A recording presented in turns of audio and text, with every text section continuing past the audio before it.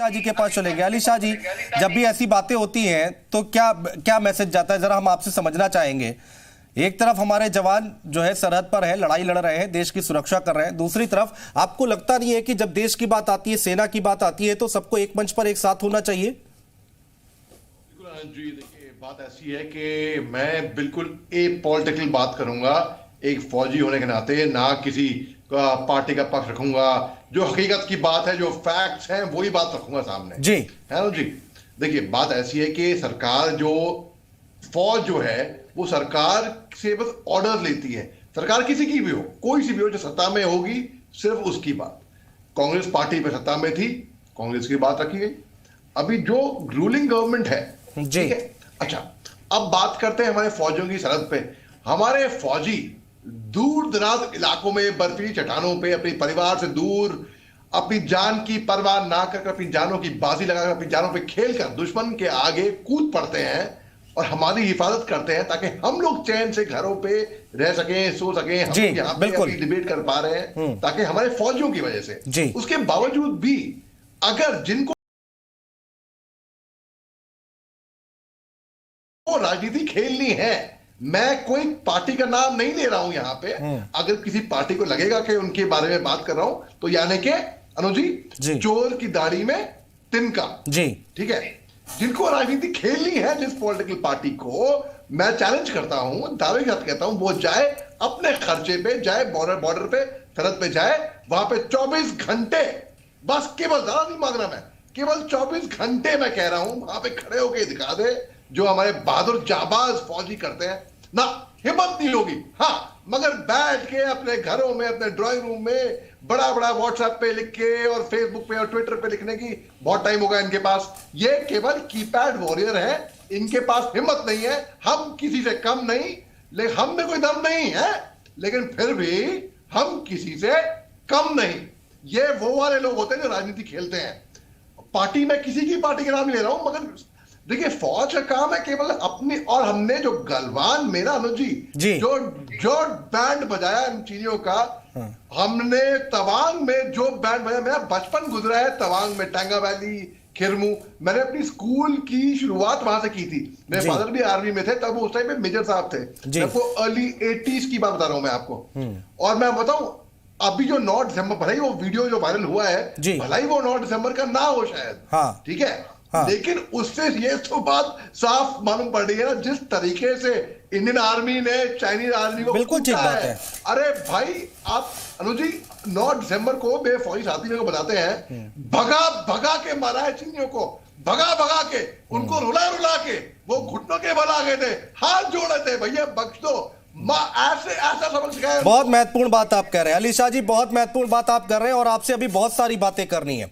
अली शाह साहब क्या कह रहे थे? रिटायर्ड मेजर हैं, उन्होंने बताया कि इस तरह की बातें करना ठीक नहीं है, और हमने बयान भी सुना दिया राहुल गांधी का कि वो क्या कह रहे हैं। अरुणाचल में चीन के जवान हमें पीट रहे हैं। मैं अली जी का सम्मान करती हूँ, वो हमारे देश की रक्षा करते हैं, और ऐसे जितने भी सैनिक हैं मैं उनके सबका सम्मान करती हूँ, देश की सेना का सम्मान करती हूँ। कोई भी भारतीय होगा उसके दिल में सबसे पहला सवाल आएगा कि क्या चल रहा है बॉर्डर पे। ये डंडे लाठियों से लड़ाई करेंगे वहां पे हमारे सैनिक, और वो भी चीन से, कितने हल्के में ले लेंगे हम उसे। ये डंडे लाठी से ज्यादा देखिए एक व्यापारी साहसी होता है। हाँ, ठीक बात है प्रियंका जी। एग्री नहीं अली शाह जी इसका अच्छे से जवाब देंगे। अली शाह जी चर्चा में आइए। प्रियंका जी जो सवाल उठा रही है उसका जरा जवाब दीजिए। थोड़ा हमें नियम और कानून भी बताइए कि क्या क्या रूल्स है। लाठी और डंडे से लड़ाई कर रहे हैं, प्रियंका जी इस बात का जिक्र कर रही है। अली शाह जी, तो इस वीडियो में साफ दिख रहा है कि कोई घुसा नहीं, हमारे सैनिकों ने इनको घुसने नहीं दिया, बल्कि इनको दुरा दुरा के मारा, इनको भगा दिया वहां से। जैसे हमारे सैनिक जो होते हैं ना, वो गांव से आते हैं, गांव में बरसते हैं लठ, लठ से इनको दिमाग है भूत बना दिया इन लोगों का। अच्छा, मजा आ गया भैया वीडियो देख के। अच्छा कि आप दिखा रहे हैं, शुक्रिया। मैं इल्तिजा है लोगों से, इसको और वायरल करिए, होए तो बेइज्जती चीनियों की। अच्छा, दूसरी बात, मैं आपको एक वाकया बताता हूं, ये असल वाकया है, मैंने खुद एक्सपीरियंस किया है। सन 2003 की बात है, और मैं पाकिस्तान के बॉर्डर पे था, केवल 30 मीटर का फासला था जी। कितना? केवल 30 मीटर जी। भाई रात भर, रात सीज फायर से पहले की टाइम है ये, 2003 से 3 में रात भर गोलियां चली थी, रात भर फायरिंग हुई थी। मेरी पहली रात बॉर्डर पे मेरे को अच्छे से याद है, रात भर उसकी तो कोई रिपोर्टिंग नहीं हुई। रिपोर्टिंग हुई फौजी चैनल पे, फौज क्योंकि हमारी ड्यूटी थी, आर्म ड्यूटी थी। फौजी आदमी ट्रेनिंग लेता है इन चीजों के लिए। हम ये नहीं आप रिपोर्टिंग है कि दांत मांजे कि नहीं मांजे, नहाया कि नहीं नहाया, कपड़े धोए कि नहीं धोए। भाई ये फौजी आदमी के लिए आम बात है। दूसरी बात, क्यों हमारे सिपाही लाठियों से लड़ रहे हैं? भाई मैं आपको बोलूं कि मैं भी इस पक्ष में नहीं हूं कि हमारे फौजी लाठियों से लड़े। हमें ट्रेनिंग मिलती है बंदूकों की, लेकिन सन 1993 में peace and tranquility agreement sign हुआ था। एग्जैक्टली मैं यही सुनना चाह रहा था आपसे जी। उसके मुताबिक ये है कि सरहद पे लाइन ऑफ एक्चुअल कंट्रोल, क्योंकि परसेप्शन है, पूरा 3488 किलोमीटर का स्ट्रेच का बॉर्डर है। और जो मैकमोहन लाइन है वो तो एक बहुत मोटी हुई पेन की नोक से, पेंसिल की नोक से एक पेन पे एक लकीर बना दी गई। वो जाहिर सी बात है, पेपर पे बनाई ना वो लकीर, वो ऑन ग्राउंड जाओगे तो 100 किलोमीटर से लंबी उसकी मोटाई होगी जी, और उसकी चौड़ाई होगी यानी कि। और जो मैकमोहन लाइन है, चीन ने आज तक मैकमोहन लाइन को माना नहीं है, और उन्होंने किसी भी हमारे ट्रीटी, हमारे एग्रीमेंट का सम्मान नहीं करा है, चाहे पंचील ट्रीटी हो, चाहे शिमला पैक्ट हो, कोई भी पैक्ट हो। अच्छा, अब क्योंकि वो परसेप्शन है तो लाइन ऑफ एक्चुअल कंट्रोल में हथियार, फायर आर्म्स वहां पे एज पर रूल्स अलाउड नहीं है। हाँ। बदकिस्मती से मैं ये भी बोलूंगा, क्योंकि मेरा ऐसा मानना है, अगर मैं सैनिक होता, मैं चाहूंगा मैं खुद अपनी जान की परवाह ना करके चार्ज करता, धावा बोलता इन सैनिकों को चाहे लाठी से। लेकिन नियम है और उससे सब बंधे हुए हैं। ठीक है, मैं यही आपसे जानना चाह रहा था, रूल्स क्या है, जिसका सवाल यहां पर प्रियंका गुप्ता जी उठा रही थी कि लाठी डंडों से लड़ रहे हैं। इसके पीछे की वजह मैं आपसे इसीलिए जानना चाह रहा था। क्यों लाठी डंडों से लड़ रहे हैं जब हमारी सेना के जो है पूरी तरह से इक्विप्ड है?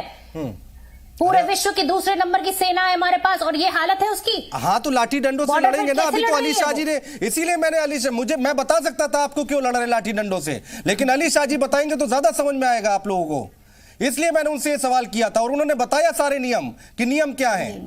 इस बयान को कैसे देखते हैं आप कि हमारे सैनिक पिट रहे हैं?